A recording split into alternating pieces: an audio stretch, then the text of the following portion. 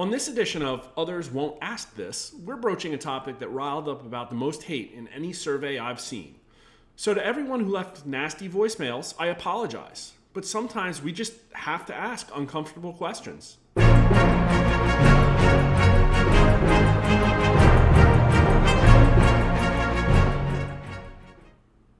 Now, before I start, let's just check Google to make sure the claim I'm about to make is correct. Drag queen polls, drag queen public support, drag queen public opinion. Okay, I actually looked for quite a while for this, and maybe it's just a Google thing, but I really can't find any polling on this topic. Pretty much all I'm seeing are articles defending drag queen story hours and making fun of conservative pearl clutchers. So it looks like this is definitely a first time, and here we go. Many public libraries in America now host Drag Queen Story Hour, in which men dressed as women perform for young children. How appropriate for children are such events? 30% of adults say they're appropriate, and only 11% say very appropriate. 60%, however, say not appropriate, 44% of whom say not at all appropriate. 10% say not sure, which is actually pretty common for a question like this because some people don't want to be judgmental or they just hear the topic and nope out. I think the demographics here are worth examining in fine detail. Women are a few points more permissive than men on this, and younger adults are way more permissive than older people.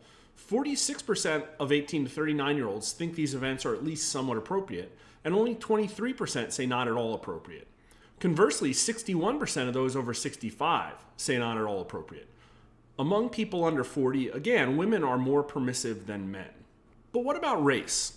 There isn't actually too much difference. Black adults are less likely to say these events are very appropriate, but Hispanic and other races are more likely to say that they're not at all appropriate. But here's political party.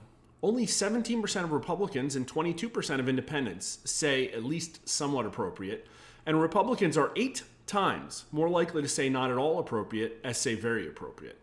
Although independents are almost equally as likely to not think drag queen story hours are appropriate, they are less likely than Republicans to totally write them off, with only 45% of independents saying they're not at all appropriate, though it is still 6 times as many as say they're very appropriate. But look at that Democrat line, however. A near majority of Democrats, 48%, say they're at least somewhat appropriate, of which a good 19% say very appropriate. Only 22% of Democrats say not at all appropriate. Seriously, pause the video and examine this slide, and tell me what it means to you in the comments.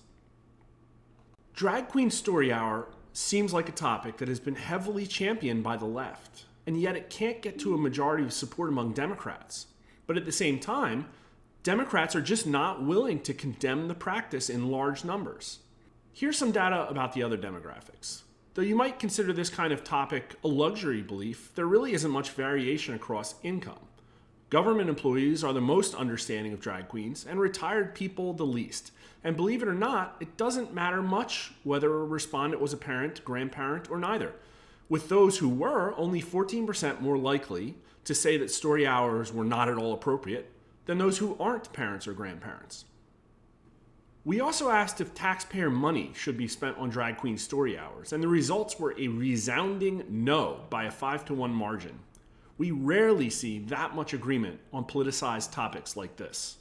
The most likely demographic to say yes was Democrats, but among them, no still outnumbered yes by 56% to 22%, or about 2.5 to 1. Was this video informative for you? Do you like having at least someone out there asking questions that others won't? If so, please like this video and subscribe. And if you have any other taboo subjects you want us to broach, drop them in the comments. Thank you.